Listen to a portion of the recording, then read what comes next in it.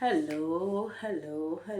Welcome to another episode of Finance Friday. And on this particular episode, please pardon my voice. And to make sure that I share value with you, my community. So, we want to talk about investing, socially and responsible investing.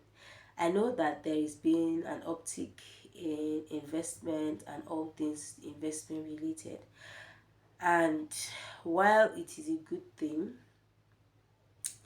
so many people are being driven by the wind. They don't know what to invest in, they don't know how to begin to invest.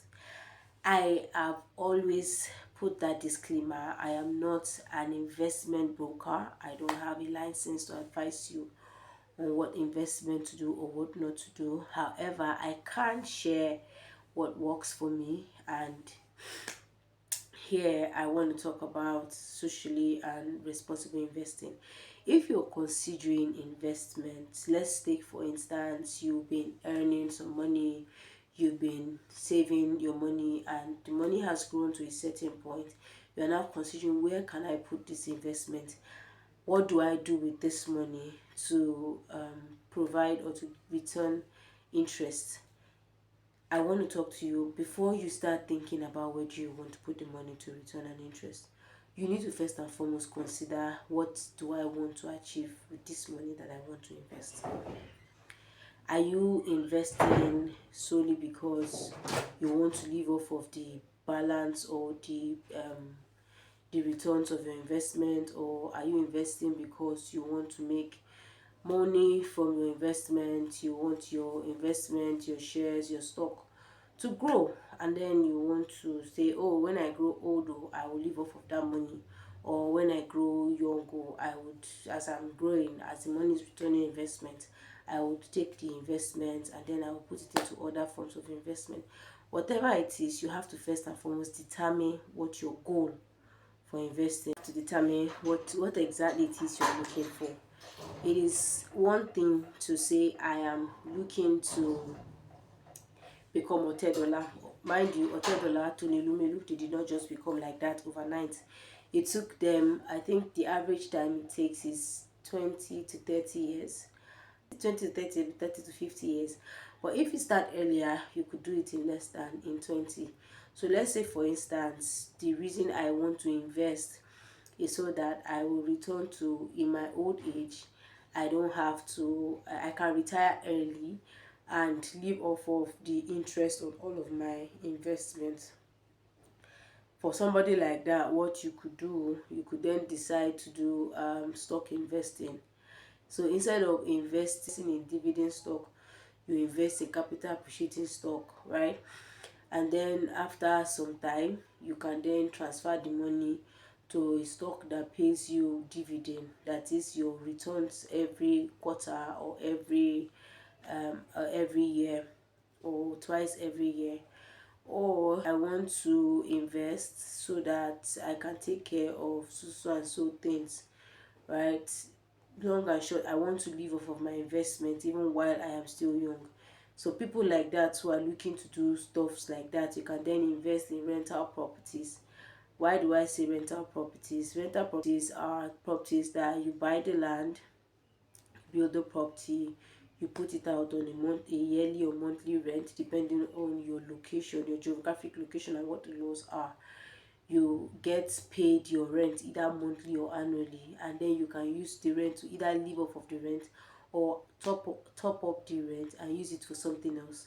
The reason I love rental property investment is because, apart from the monies that you collect every month, right, the rent that you get every month on the property, you also have the land that is also appreciating, and at any point in time you can choose to, sell that land and get even 4 or 5x the amount you used to buy the land, depending on what the economic conditions are at the time you decide to sell.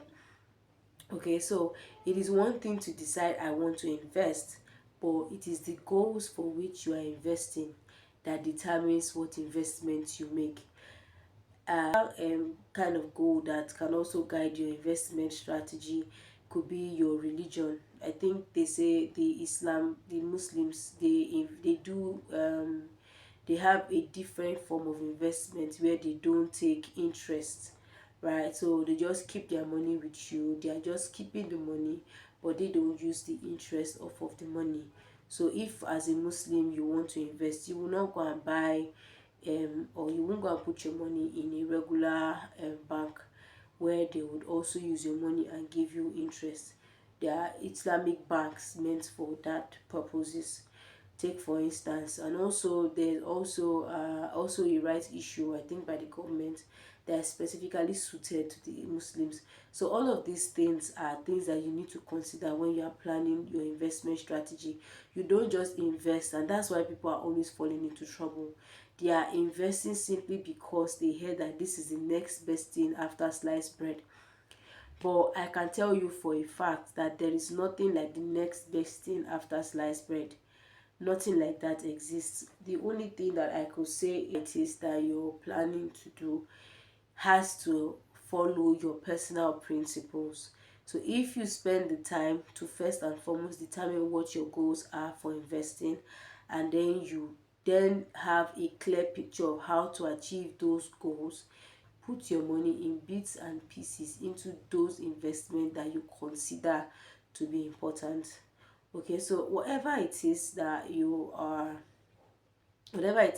working through, whatever it is that you're thinking about, it is important to you that you first and foremost define what your investment strategy is.